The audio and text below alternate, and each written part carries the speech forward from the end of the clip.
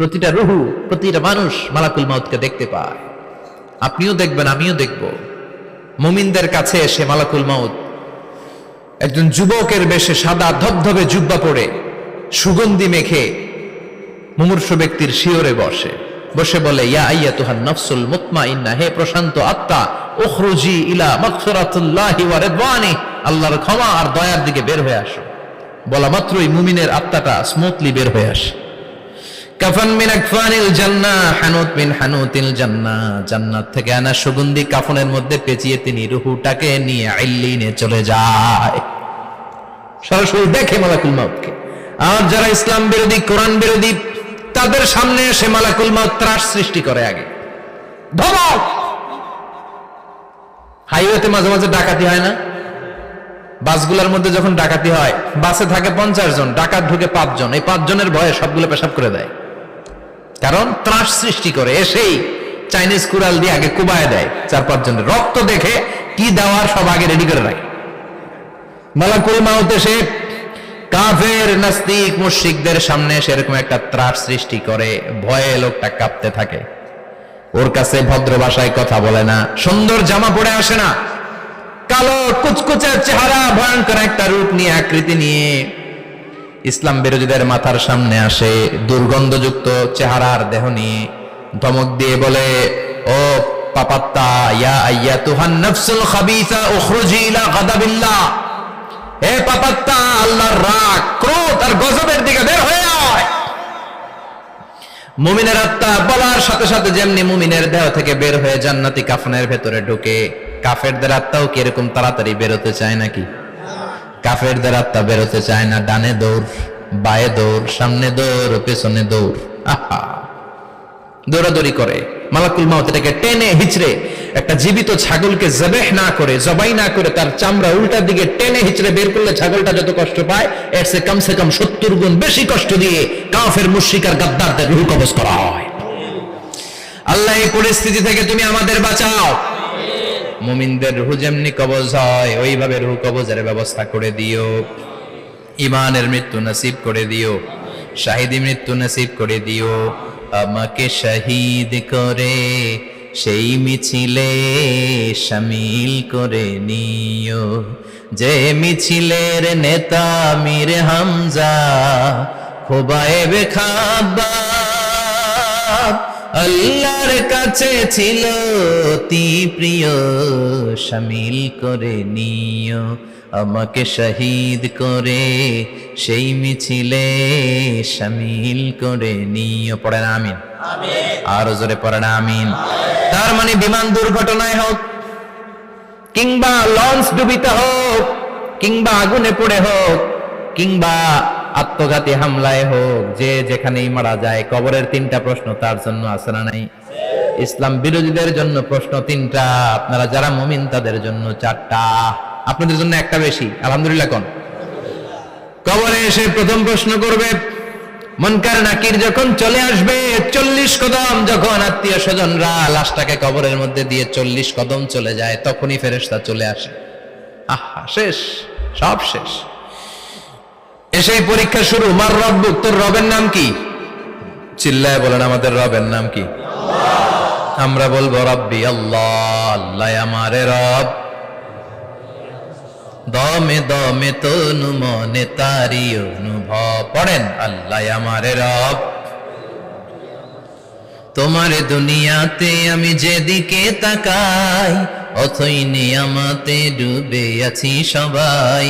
পাখপাখালির গানে শুনি তাসবিহ কলরব, তাসবিহ কলরব, আল্লাহ আমারে রব।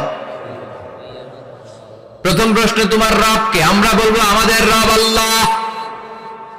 দ্বিতীয় প্রশ্ন, ওমা দীনুক, তোমার ধর্মের নাম কি? আমরা কি বলবো? তৃতীয় প্রশ্ন, বিশ্বনবীর চেহারা দেখিয়ে বলা হবে, আতারিফু হাদার রাজুল, এই লোকটারে চিনো নাকি? আমরা বলবো চিনি, আমাদের প্রাণের নবী, ঠিক কি না? চাঁদের চেয়ে সুন্দর তুমি নবী আমার কামলিহিওয়ালা, দু জাহানের বাদশা তুমি প্যারা নবী সাল্লে আলা, চাঁদের চেয়ে সুন্দর তুমি নবী আমার কামলিহিওয়ালা, ঠিক কি না? তিনটা প্রশ্নের যথাযথ উত্তর যখন দিয়ে দিলেন, আপনার জন্য অতিরিক্ত আরেকটা প্রশ্ন করা হবে, ওয়ামা ইলমুক, তোমার নলেজ কি? তিনটা প্রশ্নের উত্তর যে তুমি করতে পারলা, কিভাবে পারলা, কেমনে জানলা? নকল করে বলছো নাকি জেনে বুঝে আসছো? নকল হয় না? এখন তো পরীক্ষা চলতেছে বোধহয়। কি পরীক্ষা? এসএসসি পরীক্ষা। নকল হয়? কৃষ্ণপুরে নকল নাই না? এখন মনে হয় এগুলো একটু কমছে। একটা সময় ছিল অনেক নকল হইতো। পাঞ্জাবের ভিতরে নকল, পকেটে নকল, টুপির ভিতরে নকল, মৌজার ভিতরেও নকল। এমনকি মেয়েরাও নকল করে পরীক্ষার হলে আসে না নাই? স্কেলের মধ্যে লিখে নিয়ে যায়, হাতের মধ্যে লিখে নিয়ে যায়, ওড়নায় লিখে নিয়ে যায়, কাপড়ে লিখে নিয়ে যায়, আসে না নাই? ফেরেশতারা বলবে নকল করছো নাকি? কেমনে জানলা? তিনটা প্রশ্নের উত্তর তুমি কেমনে বললা? আল্লাহ তোমার রব, ইসলাম তোমার ধর্ম, এই লোকটা বিশ্বনবী, কেমনে চিনলা? আপনাকে তখন বলতে হবে আমি কোরআন থেকে শিখেছি, আমি হাদিস থেকে শিখেছি, আমি ইসলাম জেনে বুঝে মেনেছি, আমি আন্দাজে কোথাও ঘুরি নাই। চিল্লায় এখন ঠিক কিনা? আপনাকে বলতে হবে। এজন্য শিখতে হবে, প্রতিনিয়ত ইসলাম সম্পর্কে জানতে হবে, আখের গোছাতে হবে, জীবনটাকে আলোকিত করতে হবে। চিল্লায় বলেন ঠিক কিনা? চারটা প্রশ্নই যখন হয়ে গেল, ফেরেশতারা বলবে আহলান ওয়া সাহলান ওয়া মারহাবান বিক, খোশামদেদ, কংগ্রাচুলেশন, খোশামদেদ, কংগ্রাচুলেশন। সব প্রশ্নের উত্তর তুমি পেরেছো। ফায়ুফসাহু লাহু কবরুহু ৭০ যিরান, আপনার কবরটারে ৭০ হাত লম্বা করে দেয়া হবে। ওয়া ইফতাহু লাহু বাবুন ইলাল জান্নাহ, আপনার কবর থেকে জান্নাতের দিকে দরজা খুলে দেয়া হবে। ওয়া ইউলবাসু মিন লিবাসি আহলিল জান্নাহ, জান্নাতের দুইটা রেশমি কাপড়ের পোশাক এনে আপনারে পরিয়ে দেয়া হবে। আর বলা হবে নাম কানাও মিলা আরুস, ঘুমাও, sleep, you should get some sleep নাও।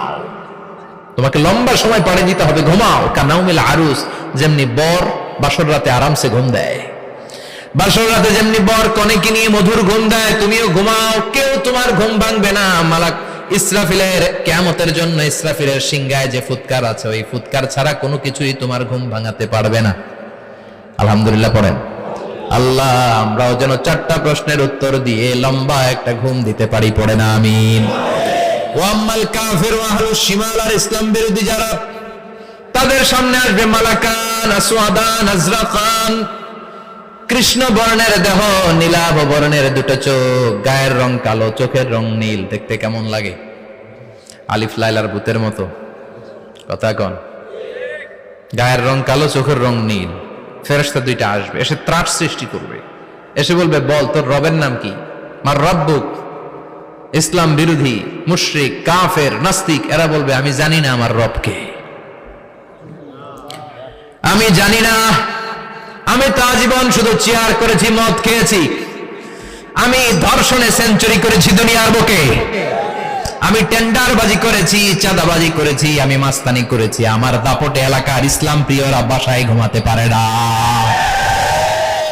আমি ছিলাম টেন্ডারবাজ, আমি ছিলাম গডফাদার, সন্ত্রাসীদের লিডার, আমি ছিলাম ডন 1 2 3 সব, আমি ছিলাম ডনের ডন, আমি ছিলাম মাস্তান, রংবাজ। রব টব কি আমি তো জানি না। লাদ্রি লাদ্রি, আমার জিজ্ঞেস করো না। আবার প্রশ্ন করা হবে ওয়ামা দীনুক, তোর ধর্মের নাম কি? বলবে লা আদরি, আমার কোনো ধর্ম নাই, আমার কোনো ধর্ম নাই, আমি শুধু মৌজ মাস্তিতে ছিলাম, আমি আনন্দ ফুর্তি করেছি, ইসলাম নিয়ে আমার মাথা ব্যথা ছিল না, আজীবন ইসলামরে আমি বাস দিয়েছি। চিল্লায় বলেন ঠিক কিনা? ইসলাম বিরোধীদের সাথে ছিল আমার চলাফেরা, আমার সব সাঙ্গপাঙ্গ ছিল গুন্ডা বদমাশ, ইসলাম বিরোধী। রব কি, ইসলাম কি, এগুলো আমি জানি না। আমার এগুলো জিজ্ঞেস করো কেন? ধর্ম কি আমি জানি না, আমি কিচ্ছু মনে করতে পারছি না। 3 নাম্বার প্রশ্ন করা হবে আচ্ছা আরিফু হাদার রাজুল, দেখো তো এই লোকটারে চিনো কিনা? কয় না, চিনি না, তবে মনে হয় এই লোকটারে দুনিয়ার বুকে আমি গালি দিতাম, এই লোকটার বিরোধিতা করতাম, ব্লগের মধ্যে এই লোকটার ব্যাপারে কুৎসা রটনা করতাম, এই লোকটার কার্টুন বানিয়ে আমি হিংসা ছড়িয়ে দিতাম, এই লোকটার ব্যাপারে আমি এলাকার মধ্যে অপপ্রচার চালাতাম। ফেরেশতারা বলবে তাই, এই ছিল তো ডিউটি, দাঁড়া এখনই আমাদের খেলা শুরু, এখনই শুরু। ফায়ুতরাকু বিমাতারিক মিন হাদিদ, লোহার একটা হাতুড়ি দিয়ে মাথা থেকে পা পর্যন্ত পিটানো হবে, পিটিয়ে ওর গোশতের হাড্ডিগুলোকে থেতলে ফেলা হবে। ওয়ায়ুকালু লিল আরদি ইলতাইমি, কবরের দুই পাশের মাটিরে বলা হবে এবার দুই দিক থেকে তোরা চাপ দে।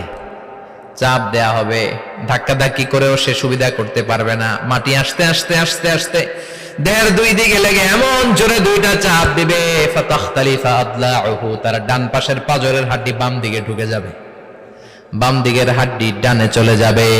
বিশ্বনবী বললেন এই হাতুড়ি দিয়ে পিটানোর শাস্তি, কবরের চাপ দেওয়ার শাস্তি চলতেই থাকবে হাত্তাল কিয়ামা, কিয়ামত পর্যন্ত। আল্লাহ এই কবরের শাস্তি থেকে আমাদের বাঁচাও। আমরা এই আযাব পেতে চাই না, আমরা যেন ঠিকভাবে কবরের 4টা প্রশ্নের উত্তর করে দিয়ে লম্বা ঘুম দিতে পারি। আল্লাহ তুমি তৌফিক দাও। এজন্য আল্লাহ বললেন গোলাম দুনিয়া নিয়ে পাগল হয়ে থেকো না, এই দুনিয়ার জীবন আসল জীবন নয়, আসল জীবন হলো কবরের জীবন। জোরে বলেন ঠিক কিনা? এই জন্য মাঝে মাঝে কবরে যাবেন, কবরস্থানে দাঁড়িয়ে চিন্তা করবেন এই জায়গায় আমারও আসতে হবে। দিন যাবে, রাত আসবে, বৃষ্টি হবে, শীত আসবে, কেউ আমার দেখতে আসবে না, একা থাকতে হবে। একা, বড় একা, অন্ধকার, বড়ই অন্ধকার। ওই কবরের জীবনের সামান গোছানোর দরকার আছে না নাই? ওই কবরে সুখে শান্তিতে থাকতে চাইলে নামাজ পড়ার দরকার আছে না নাই? কোরআন পড়ার দরকার আছে না নাই? ছেলে মেয়েগুলোরে মানুষের মতো মানুষ করার দরকার আছে না নাই?